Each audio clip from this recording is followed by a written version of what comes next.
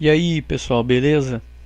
Voltando aqui de novo, mais uma aula. Agora as aulas um pouco mais dinâmicas, né? Algumas mais teóricas, como eu cheguei a conversar ali em uns vídeos anteriores ali, né? Na aula passada a gente falou um pouquinho sobre IAM. Nessa aula a gente vai falar um pouco sobre RDS, que é o serviço de banco de dados relacional da Amazon. O que é, para que serve, é isso que a gente vai tentar ver hoje, com foco sempre na questão da certificação, né, do que vocês podem pedir para certificação. Primeira então questão é o seguinte: a Amazon ela trabalha com dois tipos de bancos de dados relacional, tá? Que são os tradicionais e os bancos do tipo OLAP. Para quem não conhece, os tradicionais é os SQLs simples gerados a todo momento. Um exemplo é o Postgre, exemplos de serviços, né, que correspondem aos serviços tradicionais, por exemplo, o Postgre, o MySQL, o Oracle, o SQL Server, entre outros, mas a princípio é isso, tá? E para grande volume, a Amazon ela trabalha com Redshift. E aí a gente está falando de data warehousing. Esse cara para grande volume, o Redshift, que é a ferramenta que roda para banco de dados de grande volume, a gente vai ver um pouquinho na aula que vem. Essa aula a gente vai falar sobre os bancos de dados tradicionais que a Amazon trabalha, a maneira que ela trabalha. Na aula que vem a gente vai falar um pouquinho sobre NoSQL ou NoSQL, como alguns falam. A diferença para os SQL do tipo tradicional, né, os bancos de dados relacional, mas a gente vai deixar para a aula que vem.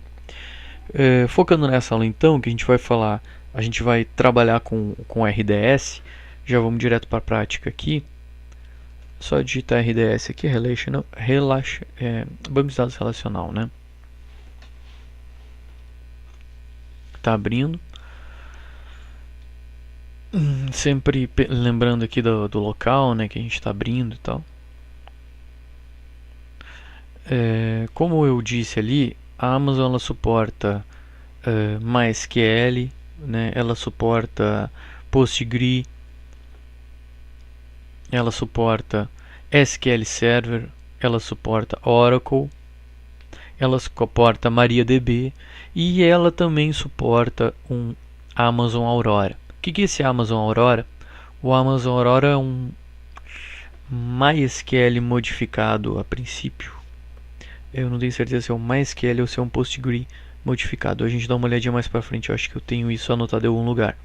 Mas ela é uma modificação do sistema tradicional para permitir mais I/O de disco e a gente vai ver mais detalhes adiante.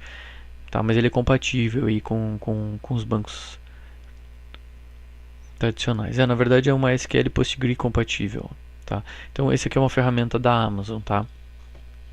Ok, então para a certificação, uma das questões importantes que tem que ficar, como é uma certificação de arquitetura, é a seguinte: por que eu vou utilizar um serviço da Amazon, né, chamado RDS, que me disponibiliza esses bancos de dados? Por que eu vou utilizar ele em detrimento, né, ao invés de utilizar um banco de dados que eu posso instalar eu mesmo dentro de um EC2, uma máquina virtual da própria Amazon, e fazer as minhas configurações nele? Por que eu vou escolher o RDS? Bem, existem sim as duas opções. Pode sim instalar um banco de dados da tua preferência em cima de uma máquina virtual EC2. Pode definir os discos, enfim, que tu vai ter nessa EC2 e fazer a tua configuração, e com certeza vai funcionar muito bem, né, de acordo com as escolhas de hardware, enfim, e de rede que tu configurar, inclusive de sistema operacional. E tu vai conseguir manter isso à custa de administração desses teus serviços dentro do EC2. No RDS, a gente abstrai toda a parte de sistema operacional, de patch, de correção em cima do sistema operacional, inclusive de configurações de segurança para a gente manter o nosso sistema disponível, né? No RDS, qual a principal vantagem de utilizar o serviço de banco de dados relacional da Amazon ao invés do EC2? A principal vantagem, no modo de ver e até na documentação que se tem sobre isso, é a facilidade de administração. Então tu tem uma facilidade de administração e tu tem um menor tempo dedicado para administração a baixo nível, que seria a aplicação de patches de sistema operacional, aplicação de patches do próprio sistema de banco de dados que tu está utilizando, e tu te foca no teu banco de dados, na administração e dos recursos do teu banco de dados. Tu abstrai essas camadas a nível de servidor e abstrai essas configurações nesse nível. Por outro lado, isso não vai te engessar, tá? Então é possível tu utilizar um RDS e especificar configurações avançadas e detalhadas de administração do teu banco de dados, como utilização de cache que tu vai usar, tipo de máquina que tu vai usar, VPC que vai estar configurado nesse teu banco de dados. Então essas configurações são todas todas elas possíveis dentro da utilização do RDS. Então o RDS te dá uma flexibilidade nos parâmetros de configuração do teu banco de dados, ao mesmo tempo que abstrai, se necessário, se tu quiser, configurações mais profundas de aplicação de patch, de sistema operacional, e facilita muito as configurações de failover, né? Então tu consegue fazer ali, clicando no botão, tu consegue, por exemplo, fazer as configurações ali para dizer que tu quer uma instância a mais que seja de leitura, que com multi-AZ, se cair uma instância do teu banco de dados, ele já sobe uma outra instância. Então tu tem essas possibilidades aí utilizando o RDS com uma configuração muito mais simples, tá? Aqui, por exemplo, vamos iniciar inicialmente, né? Vamos começar aí com uma configuração padrão de MySQL para a gente ter uma ideia, que são as opções aqui, né, possíveis, e aqui isso tu habilita se tu quer que as opções que apareçam sejam só as que ficam dentro do free tier ou do ambiente livre. Aqui eu escolhi o MySQL, a gente tem as opções aqui dentro do MySQL. Ele indica o Aurora, né, que é a ferramenta de banco de dados da Amazon. Não, a gente quer um MySQL. Multi-AZ é a opção aquela que se cai um MySQL, o outro automaticamente assume, né? E aqui algumas especificações, tá?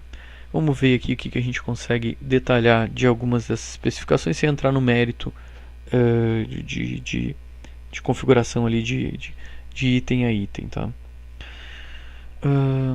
Aqui o modelo, né, de licença, versão do MySQL, o tipo de instância que a gente vai adotar. Vou pegar uma instância aqui bem simples, só para a gente fazer esse teste. Aqui na hora da criação ele já pergunta se a gente quer fazer essa replicação em zonas diferentes ou não, criar uma réplica numa zona diferente. Multi-AZ, isso é bem importante. Então, falando de MySQL, PostgreSQL também, tu consegue ter um cara que vai responder por todas as chamadas SQL, e se caso ele cair, o outro que está nessa replicação já assume, tá? Tipos de storage, isso é importante também, que são as opções de storage que a gente tem aqui que a gente pode vincular. Então a gente tem provisionado o I/O, né? I/O provisionado, que tu diz quanto de I/O que tu precisa para o teu banco de dados, para acesso ao teu banco de dados, e aí a Amazon vai resolver esse problema para ti, né? Ela vai te entregar esses I/Os a um determinado custo. Ou uso geral, e aí tu diz quantos GB tu quer. O mínimo é 20 GB. E ele vai provisionar os I/Os de acordo com o número de gigas que tu vai alocar. Então, quanto mais gigas tu tiver alocado, lembrando que o mínimo é 20, quanto mais gigas tu tiver alocado, maior é o I/O de disco que tu vai ter disponível para a utilização do teu banco de dados, tá? Aqui a gente tem as opções mais avançadas, do tipo qual é o nome da minha instância de banco de dados. Aqui não é o nome do banco de dados. E aqui já vem uma questão importante, que é a seguinte: tu pode ter, utilizando ferramentas livres, quantos bancos de dados tu quiser, utilizando as ferramentas livres, eu digo, utilizando os bancos de dados livres, né, que é o PostgreSQL e o MySQL. Tu pode utilizar, Maria também, tu pode utilizar quantos bancos de dados tu quiser dentro dessa tua instância que tu está levantando, tá? Então tu está criando uma instância de banco de dados, e tu pode adicionar, depois tu vai conectar nela, né, por algum meio, seja ele uma máquina EC2 ou o que for, né, para fazer gerenciamento até o acesso, e dentro dele tu vai ter, tu vai poder criar os bancos de dados que tu quiser lá dentro, né. Já para bancos de dados pagos, a gente tem uma restrição um pouco maior ali. Se eu não me engano, é um banco de dados para o Oracle, que tu pode criar, né, um banco para dentro do serviço de Oracle, ou 30 se tu estiver utilizando SQL Server. Tu pode ter só 30 bancos de dados se estiver utilizando SQL Server, tá? Questão de limite de instâncias. Eu posso ter 40 instâncias de banco de dados. Então eu posso criar 40 instâncias, né, de banco de dados. Aqui lembrando que instância de banco de dados é a mesma coisa que eu tenho uma máquina virtual que tem essa configuração do MySQL ou do serviço que for. Tá? Lá dentro eu posso ter quantos bancos eu quiser se eu estiver trabalhando com ferramentas livres. Quantas instâncias eu posso ter? 40 instâncias de bancos de dados por conta, tá? Por conta da Amazon ali. Se eu estiver utilizando a SQL Server, é um limite de 10.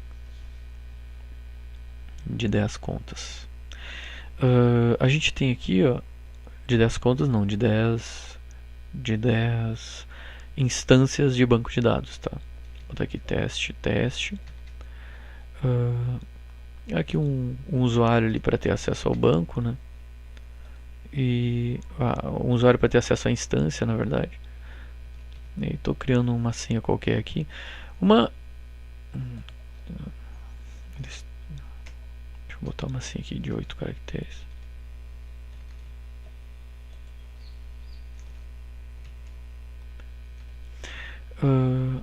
Deixa eu ver aqui uma questão interessante que a gente tem aqui também. Eu vou dar um next aqui. E ele está configurando e está levantando o meu serviço de banco de dados, tá? Aqui ele pergunta qual é a rede que a minha instância de banco de dados vai ter acesso, né? Qual é a rede que ele vai subir. Também um grupo de rede, né? Um subnet group. Eu posso definir aqui regras de firewall para o meu grupo, permitindo somente, por exemplo, que as minhas instâncias EC2 acessem o meu banco de dados, minha instância de banco de dados. Enfim, a gente pode criar aqui embaixo os VPC Security Groups, ó, conforme VPC Security Groups, conforme o nosso desejo. Eu consigo conectar por SSH nesse cara aqui? Não, eu não consigo, não vou conseguir conectar por SSH. Somente eu vou conseguir fazer a conexão através das APIs e as funções que a API disponibiliza, ou através das opções de console aqui, tá? Então ele permite utilizar os Security Groups. Aqui o nome de um primeiro banco de dados que eu vou criar no momento que eu vou subir a minha instância. Aqui de novo, aqui esses parâmetros, tá, e Option Groups são os parâmetros avançados que a gente pode definir dentro da nossa instância de banco de dados, tá? Por exemplo, aqui no parâmetro Groups, tá, são essas opções avançadas. No Option Group são as características de banco de dados de maneira geral, tá? Por exemplo, a gente pode configurar as opções de main cache D, tudo aqui nesse Option Group aqui. DB Authentication, vou desabilitar aqui. Eu vou desabilitar a criptografia do banco de dados. É permitido a criptografia do banco de dados, então, tá? Essa questão de backup também é bem interessante. Eu estou repassando aqui essas opções que eu considero interessante conforme a gente está criando o banco, tá? Mas essas opções a gente pode modificar depois, e essas características são importantes também a gente entender para fazer a prova. No caso, podem ser pedidos durante a prova, tá? Backup, como é que funciona esse backup? Esse backup ele é feito por snapshot dentro de uma janela de backup definida por nós, aqui selecionando ela, porque se tu está utilizando um banco de dados sem uma instância de banco de dados, tá, sem a opção de multi-AZ, ou seja, sem aquela opção de recuperação automática, no momento que está fazendo esse tá fazendo esse backup, ele pode ficar mais lento. Ele vai ficar mais lento porque ele está fazendo um snapshot do teu banco, tá? Então, para te evitar problemas, tu pode dizer aqui, ó, o horário sempre o TC, que é o horário de Greenwich, né? Não é um horário sem nenhum fuso horário. Tu pode dizer, olha, faz o backup somente nessa minha janela de horário aqui, ó. E aí ele vai fazer, por exemplo, de madrugada no teu horário, né? Ele vai fazer e não vai te afetar ou deixar mais lento a tua aplicação, somente, claro, no momento de estar fazendo backup. Se ele utiliza as opções de multi-AZ, opções de segurança ali, né, porque ele permite startar automaticamente na outra instância, enfim, a outra instância pegar essas funções para ela no momento de algum problema na instância primária. O backup é feito sempre a partir da segunda instância, então não afeta muito ou quase nada o tempo de resposta da primeira instância, e essa janela de backup não é tão importante, tá? Outra questão bem importante sobre backup é o seguinte, ó. Esse backup, como eu disse, ele é feito por snapshot, que ele está dizendo quanto tempo ele vai manter os teus backups, tá? Existe uma cobrança por tempo, por armazenamento do teu snapshot lá dentro, uma cobrança de armazenamento. Vamos imaginar que ele faz um backup todo dia à meia-noite UTC, tá? Ok, é feito esse snapshot. Depois disso, o MySQL e os outros bancos também que trabalham com isso, ele fica, ele tem uma opção de autorrestauração em que ele consegue saber o que foi modificado no banco até 5 minutos do tempo atual.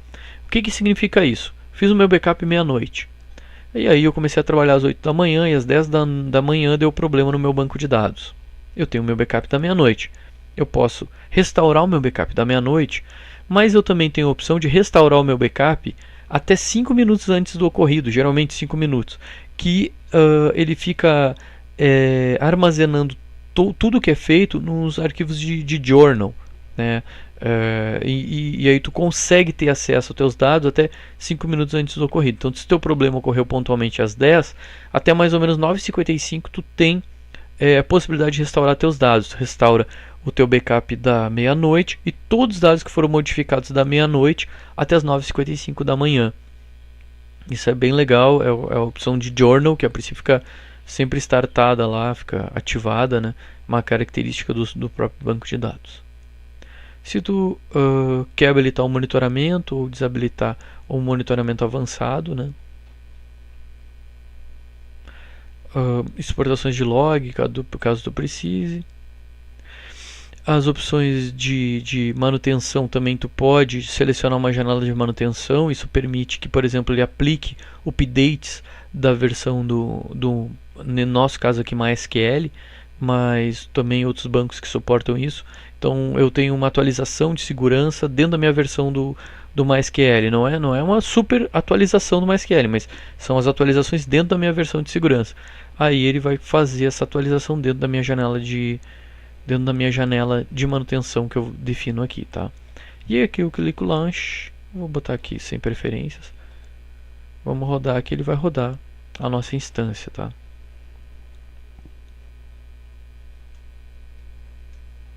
Que ele está criando, já criou a instância.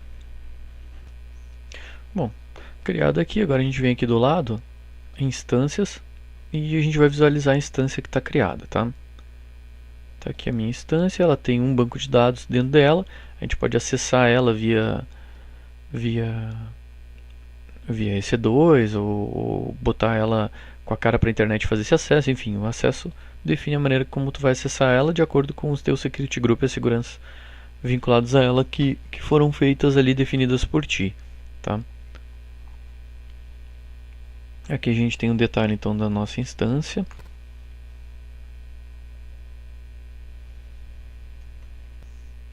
Aqui na parte da esquerda a gente tem os grupos de parâmetros para essa instância.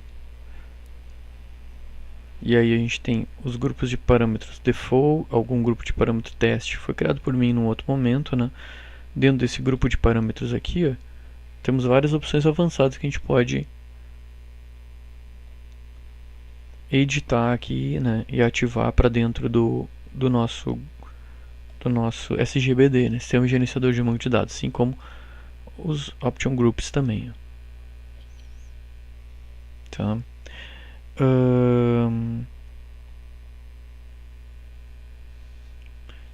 Uma questão interessante que a gente tem que ver também é o seguinte: ele tem a possibilidade, tá? Se tu precisar, tá acabando agora o meu storage, né? Eu botei ali 20 GB inicial, tá acabando.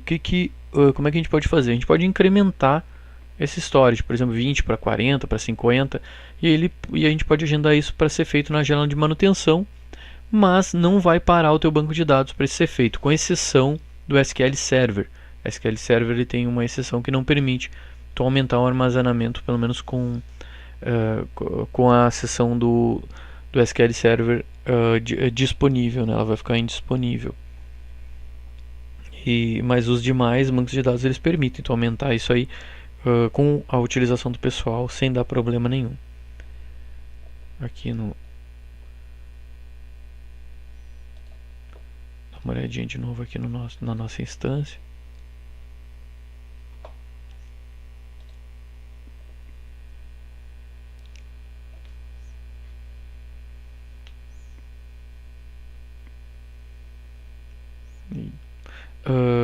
Aqui o nosso storage então de 20 GB, né? E quanto que ele tem free, enfim, ele tem aqui umas opções aqui que são permitidas para ele, tá? Ele está modificando a instância aqui, por isso ele não está habilitando uma nova modificação dela. Questão de licenciamento, né? Beleza, quando a gente está utilizando MySQL ou ferramentas open source, a gente não tem problema de licenciamento, mas se está usando o Oracle, por exemplo, ou MySQL, tu pode usar a licença de dois tipos, tá?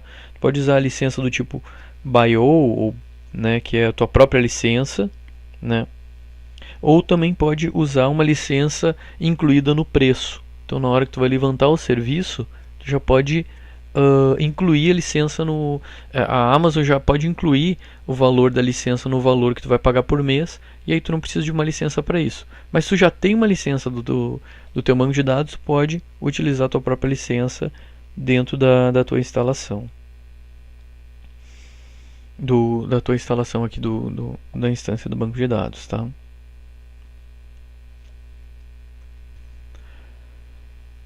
Agora referente a backups, né, eu cheguei a comentar agora sobre a questão de snapshot, do backup da recuperação de 5 minutos.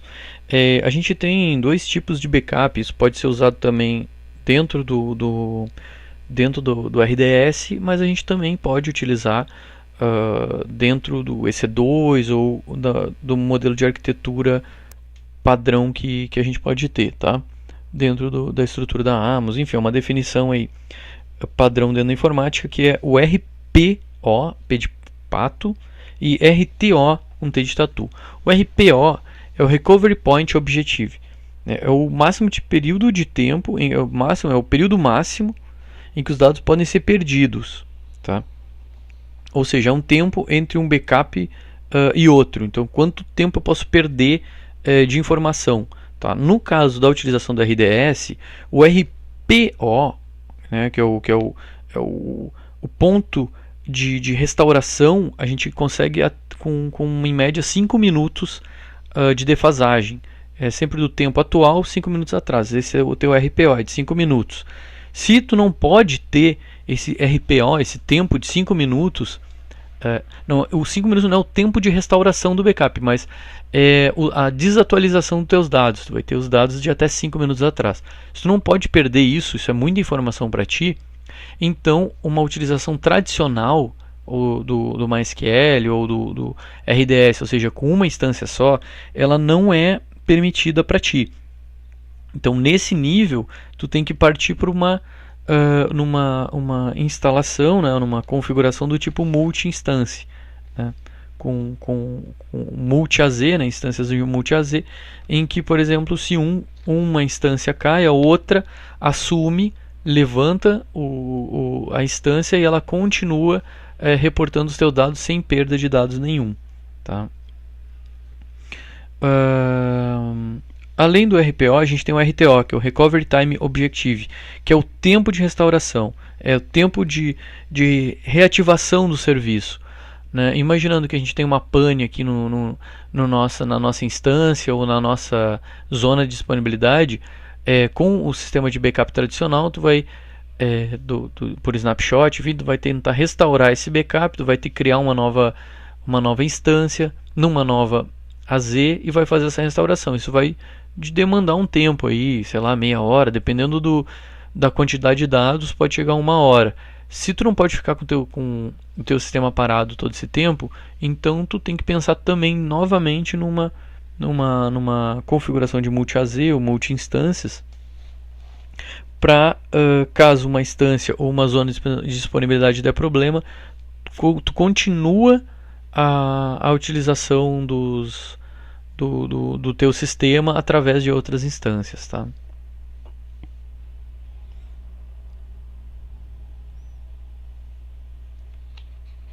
Além do snapshot tradicional que a gente do backup, né, por snapshot, como a gente viu ali, tu também pode fazer um snapshot a qualquer momento da tua instância RDS. Você pode ir ali, selecionar um snapshot a qualquer momento ali, fazer esse snapshot. Por exemplo, se tu quiser fazer a migração do banco para outro local e trabalhar dessa maneira, tu pode, quero jogar para outra região e tal, tu pode fazer então um snapshot dela para fazer uma migração.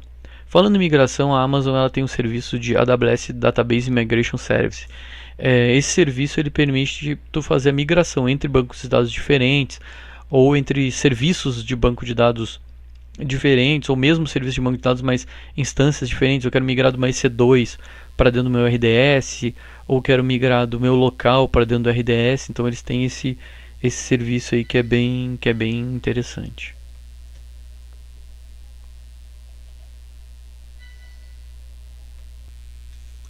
Bom, voltando à questão do multi-AZ, que a gente viu que tinha a opção de multi-AZ ali quando eu estava criando essa instância do banco de dados nosso. É o seguinte, ó, como é que o multi-AZ funciona, né? Na verdade, ele faz uma replicação de dados no caso do MySQL, entre duas instâncias do RDS, tá? Então, o cliente, ele vai acessar sempre o nome, né? O nome da nossa instância MySQL, né? Ou na instância RDS que a gente criou, né? Então, acessando o nome da instância,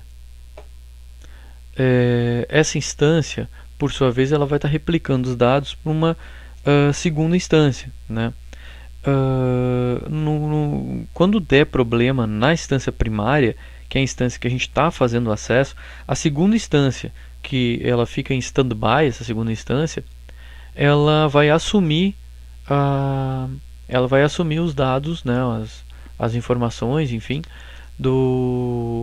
da primeira instância. Ela vai se tornar master. E a primeira instância que deu problema, ela vai ficar como instância standby. É isso que acontece. E aí então tu não perde nenhum dado, praticamente não perde no tempo de acesso à instância, né?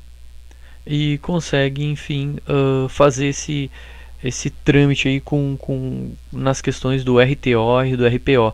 O tempo de restauração é bem rápido, né? E o ponto de recuperação é quase que instantâneo. Importante ressaltar a questão das zonas de disponibilidade. É importante, na verdade ele já cria, né, mas o ideal é confirmar isso, é que cada instância, então tanto a instância master do banco de dados quanto a instância slave do banco de dados, elas têm que estar em zonas de disponibilidade diferentes. As zonas de disponibilidade a gente já sabe, são zonas dentro de uma mesma região que tem ali uma conexão rápida de rede entre elas. Isso faz com que, em caso de um problema numa zona de disponibilidade, tu não perca a disponibilidade com o banco de dados, porque o teu standby vai subir numa outra zona de disponibilidade, tá? Algumas questões sobre escalonamento de banco de dados. Como é que funciona essa questão de escalonamento de banco de dados, né? O serviço de banco de dados, né, por definição, a gente tem a possibilidade de escalar ele de forma vertical. né? O que significa escalar de forma vertical? Significa tu aumentar teu tipo de classe, ou seja, teu hardware, né? Tua máquina que a tua instância está rodando, ele vai permitir tu aumentar, e é uma maneira relativamente fácil. Então, se tu tem, por exemplo, um problema na tua instância de banco de dados de performance, tu troca o hardware, né? E aí tu coloca um hardware mais potente e ele vai te dar um retorno melhor, então, né? E tu vai conseguir atender a tua demanda de uma melhor maneira possível, tá? Então, o escalonamento vertical ele é bastante usado a nível de banco de dados, tá? Pode inclusive agendar ali a troca dessa instância numa próxima janela de manutenção. Ele troca a instância para ti sem problema nenhum. E vai fazer o reinício, né, na janela de manutenção pré-definida por ti. Escalonar ele de maneira horizontal é mais complicado. Horizontal é o que? Tu botar várias instâncias de banco de dados uma do lado da outra e fazer o acesso distribuído. Pela própria característica do serviço de banco de dados relacional, isso é bem complicado, tá? O que a gente pode usar para resolver esse problema é aplicar réplicas de leitura, tá? Então, por exemplo, o Aurora ele permite, se eu não me engano, até 15 réplicas de leitura. Então tu pode ter o teu master, que vai responder as escritas, e várias outras sincronizações, outras instâncias acessando, entre aspas, né, replicando as informações do teu master, e aí tu pode acessar essas instâncias para fazer a leitura dos dados. Então tu pode fazer leitura de dados nas outras instâncias SQL e a gravação numa instância só. Isso de alguma maneira vai conseguir pulverizar o tipo de acesso que tu vai fazer. Então é um mecanismo que se usa para tentar, de uma maneira, um tipo de escalonamento horizontal utilizando o SQL, o RDS, tá?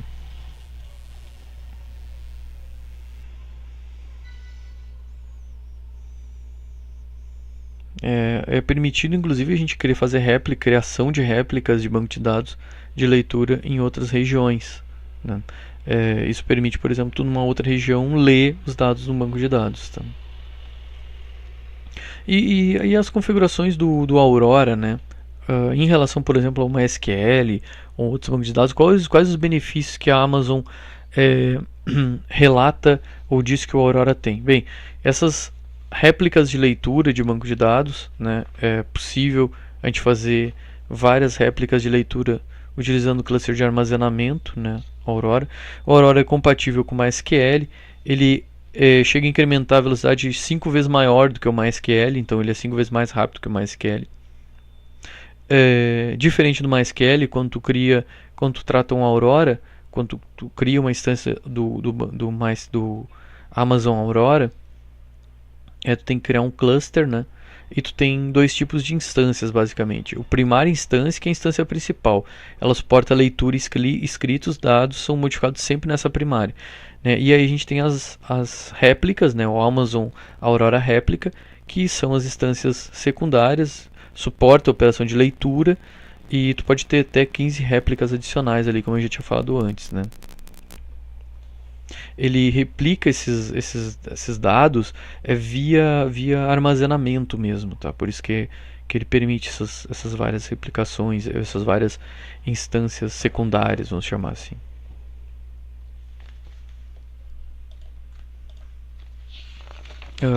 Deixa eu ver outras opções aqui que a gente tem. Bom, a princípio é isso, tá? E na parte de segurança do RDS a gente vai dar uma olhadinha.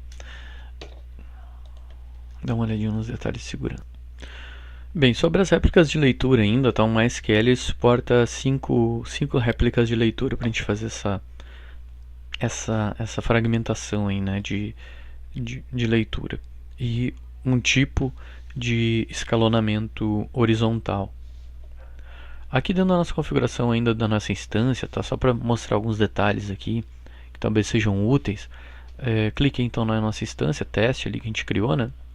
Está carregando ali algumas estatísticas dela, as VPC que ele faz parte, e aqui a gente tem o endpoint, que é o nome de acesso. Então dentro da minha VPC eu posso fazer esse acesso através, por exemplo, do EC2 para esse nome aqui, ó. E aí quem vai me responder vai ser a nossa... Quem vai me responder vai ser o nosso MySQL, tá?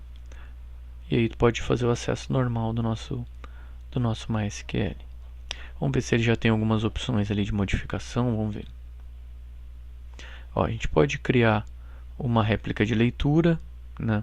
A gente pode migrar para o último snapshot, né?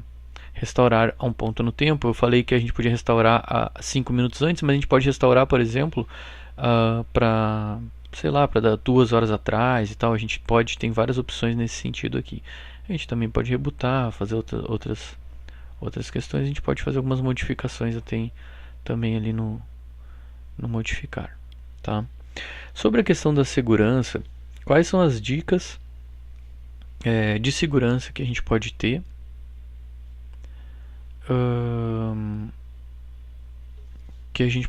aqui dentro da utilização do nosso RDS. A primeira dica de segurança é proteger o acesso ao recurso através do IAM. A gente viu o IAM há pouco tempo atrás ali, e a gente viu que tu não pode ter um usuário que tenha acesso a todos os recursos desde que esse usuário não saiba o que está fazendo, né?